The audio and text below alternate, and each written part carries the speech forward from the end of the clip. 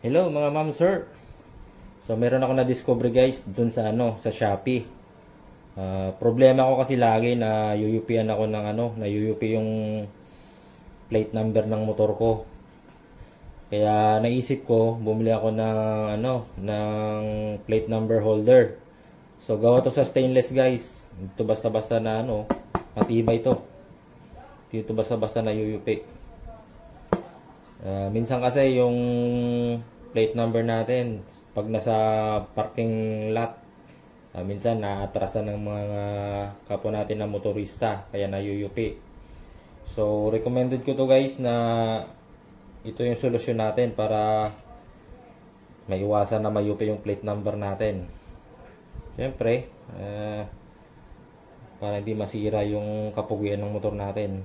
So may sample pala ako dito guys. Itong plate number na to kasukat to ng latest na plaka ng LTO sa mga bagong labas na motor ngayon. Ito na yung So itong plaka ko na to, temporary plate number na to, kaso kasukat din rin nito yung yung mga bagong plate number. So ayan guys, swak na swak Safe na safe yung natin, plate number Yan. Sa halagang 350 guys, meron na kayong plate number holder. Stainless pa. Panghabang buhay guys. Kahit mamanahin pa ng mga apo nyo yan. Matibay yan. So ilalagay ko lang yung